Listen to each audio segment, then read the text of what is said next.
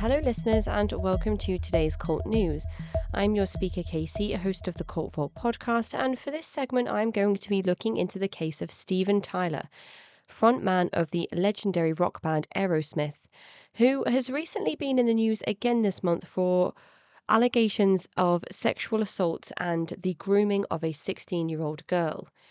As with R. Kelly, it appears that this could be another example of someone using their position as a famous artist to exploit vulnerable individuals who idolize them, leading to coercive control and a cult-like environment. So let's get into it. Aerosmith is a legendary American rock band that formed in 1970 in Boston, USA, and is known for their bluesy hard rock sound, memorable hooks, and energetic live performances. The band has sold over 150 million albums worldwide, making them one of the best-selling rock bands of all time. The lead singer of Aerosmith is Steven Tyler, who is also known by his birth name, Stephen Victor Tallarico. Tyler was born on March 26, 1948, in New York City, USA. He is known for his powerful and distinctive voice, as well as his flamboyant stage presence. Tyler is also a prolific songwriter and has written many of Aerosmith's biggest hits. Steven Tyler is recognized for his charismatic personality and unique fashion sense, often sporting colorful and drapesy clothing, scarves, and jewelry. He is known for his high-energy performances and is often considered one of the greatest rock frontmen of all time. Apart from his role as Aerosmith's frontman, Tyler has also pursued a solo career and has been a judge on the popular TV show American Idol. He has been inducted into the Songwriters Hall of Fame and has received numerous awards for his contributions to music. He has appeared in movies such as Wayne's World 2 and collaborated with many other successful artists. However, Steven Tyler has faced personal struggles throughout his career, including battles with drug addiction, health issues, and conflicts within the band. Another personal struggle of Tyler's is the continued references to his questionably abusive and illegal behavior in the 1970s regarding an individual known as Julia Holcomb. After Julia Holcomb just turned 16, she attended an Aerosmith concert in Portland, Oregon. She was already a big fan of Aerosmith's music and hoped that she would have the chance to meet Steven Tyler. Holcomb, who now goes by Julia Missley, had the very opportunity and spoke of how excited she was to get to meet the famous frontman. She explains in an interview how she had just turned 16 and left the concert with him, with no one inquiring about her whereabouts.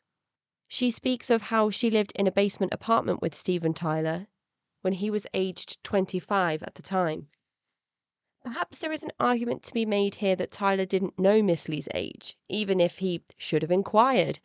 But less than a year later, he told Missley that he would need to become her legal guardian and her his ward, so that she could accompany him on tours across state lines.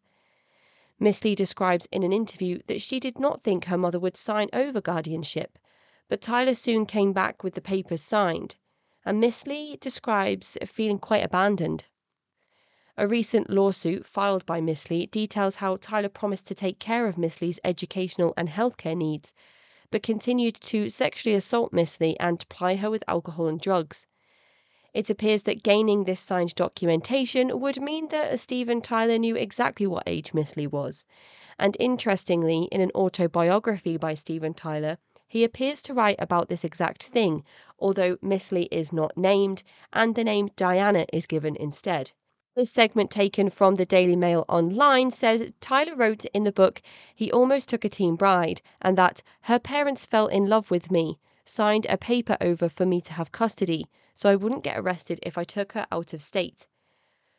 With my bad self being 26 and she barely old enough to drive and sexy as hell, I just fell madly in love with her.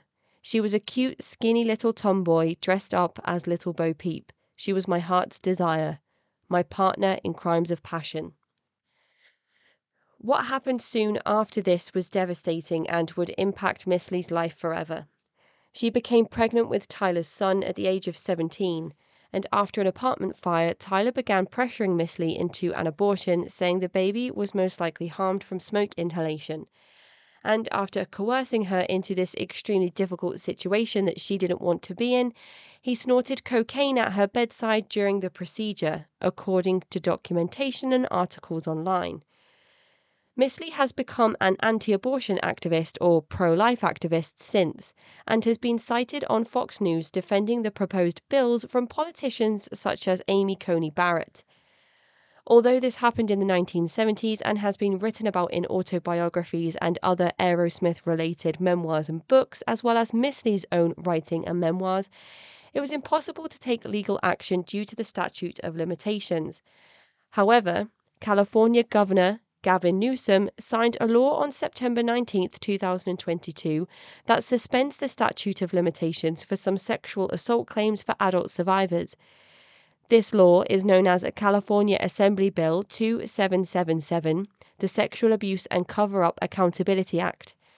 This means that Misli has a small window of opportunity to take legal action against Steven Tyler for sexual assault of a child and forced abortion, and this is exactly what she has done, even if the crimes took place over 50 years ago.